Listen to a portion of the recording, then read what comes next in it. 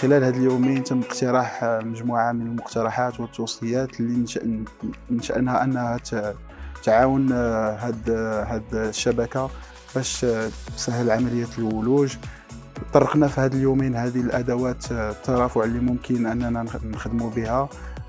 خلال هاد اليومين كذلك تم إعداد خطة العمل لإجراء الترافع من أجل تيسير عملية الولوج للصفقات العمومية. وفي الختام قمنا بإعداد خطة للتواصل لأجراءات ولإعلام جميع الفئات المعنية بهذه الخطوة وهذا الملف المتعلق بالترافع من أجل تيسير عملية الولوج للصفقات العمومية.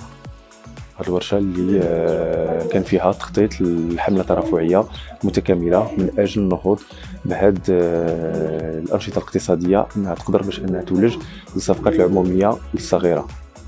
استفدنا مجموعه ديال الامور وتشاركنا بزاف ديال العراقيل والمشاكل اللي كيعانيو منها التعاونيات ديال الجهه وحتى المقاولات الصغرى في الولوج للصفقات العموميه. عبد الكريم النازي، رئيس التعاونيه الفلاحيه الكرامه، التعاونيه اللي كنخدموا عليها تسميد ديال الزيتون.